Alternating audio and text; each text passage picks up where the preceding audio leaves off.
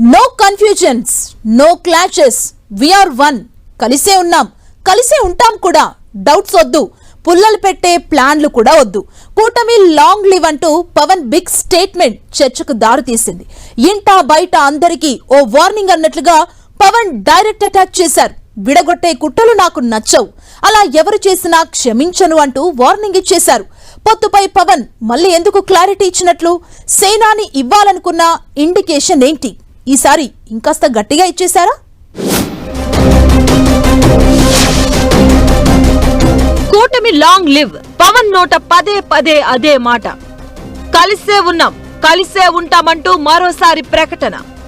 ఈసారి పవన్ వార్నింగ్ అందరికీ గుచ్చుకున్నట్లేనా? సొంత పార్టీ నేతలకు ఓ సంకేతం పంపించాలి అనుకున్నారా? పొత్తు కుదర్చడంలో ఆయనదే కీ రోల్. ఇంకో 10-15 ఏళ్లు కలిసే ఉంటామని చెప్తున్నది కూడా ఆయనే. ఎవరెన్ని కుట్రలు చేసినా కూటమి ఒకటిగానే ఉంటుందని జనసేన అధినేత డిప్యూటీ సీఎం పవన్ కళ్యాణ్ పదే పదే చెప్తున్నారు. కూటమి లాంగ్ లివ్ అంటూ పవన్ స్టేట్మెంట్ ఇవ్వడం ఇదే మొదటిసారి కాదు. అయినా ఈసారి పిఠాపురం వేదికగా పవన్ చేసిన వ్యాఖ్యలైతే సంథింగ్ స్పెషల్ గా మారాయి. ఇంటా బయట అందరికీ ఒకే సంకేతం పంపించేలా ఆయన చేసిన ప్రకటన ఇప్పుడు పెద్ద చర్చకు దారితీస్తుంది. నిజానికి కూటమి విషయంలో చంద్రబాబు కంటే ముందే పవన్ ఓపెన్ స్టేట్మెంట్ ఇస్తూ వస్తున్నారు. తాము కలిసే ఉంటామని, ఇంకో 15 ఏళ్లు చంద్రబాబు సీఎంగా ఉండాలని చెప్తూ వస్తున్నారు. అయితే ఈసారి పవన్ చేసిన వ్యాఖ్యలు సొంత పార్టీ నేతలను ఉద్దేశించే అన్న చర్చ జరుగుతుంది. జనసేనలో కొందరు నేతలు టీడీపీ, బీజేపీ నేతలతో కలిసి ముందుకు సాగకపోవడంతో పాటు అలయన్స్ కు భంగం కలిగించేలా బిహేవ్ చేస్తున్నారట.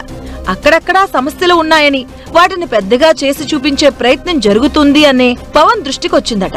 దీంతో సమయం సందర్భంగా చూసి మరి పిఠాపురం వేదికగా అటు రాజకీయ ప్రత్యర్థులకు, ఇటు సొంత పార్టీ జనసేన నేతలకు పవన్ క్లియర్ కట్ ఇండికేషన్ ఇచ్చారని టాక్ నడుస్తుంది. చంద్రబాబుకు తనకు మధ్య మంచి సయోధ్య ఉందని కూడా పవన్ స్పష్టం చేశారు. ఇద్దరి మధ్య ఎలాంటి విభేదాలు, గ్యాప్లు లేవని చెప్పుకొచ్చారు పవన్. సేమ్ టైం పిఠాపురంలో కొందరు చేస్తున్న కుట్రలు ఫలించవంటూ తమ రాజకీయ ప్రత్యర్థులను గట్టిగానే టార్గెట్ చేశారు పవన్ కళ్యాణ్.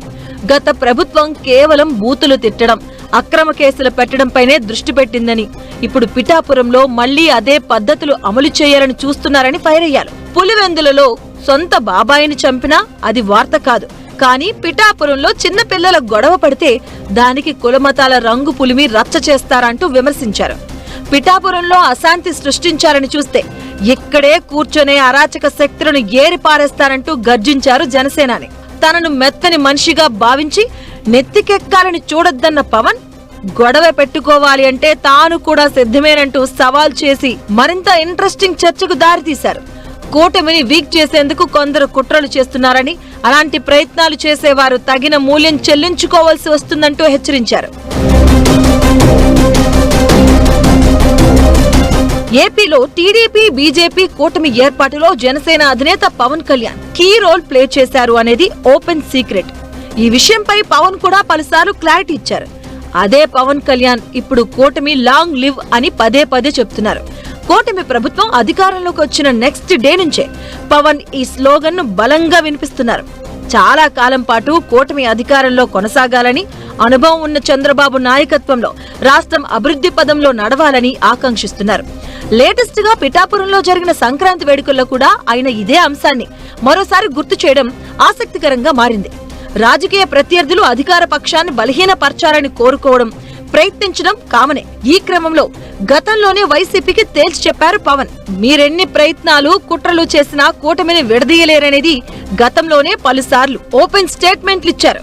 అయితే ఈసారి పవన్ వార్నింగులు మాత్రం బయట వాళ్లకంటే సొంత పార్టీ నేతలకే ఎక్కువగా తాకుతున్నాయట. కూటమిలో ఉన్న 3 పార్టీల మధ్య పై స్థాయిలో సఖ్యత ఉన్నా గ్రౌండ్ లెవెల్లో సమన్వయం లోపించింది అన్న ప్రచారం ఉంది. అక్కడక్కడా లీడర్ల ఆధిపత్య పోరు, హవా చూపించాలి అన్న ప్రయత్నాలతో ఐక్యతకు ముప్పుగా మారొచ్చన్న ఆందోళన ఉంది. ఈ క్రమంలోనే కింది స్థాయి కార్యకర్తలు, నేతలకు క్లియర్ కట్ ఇండికేషన్ పంపించేందుకే పవన్ ఇలాంటి స్టేట్మెంట్ ఇచ్చారంటున్నారు.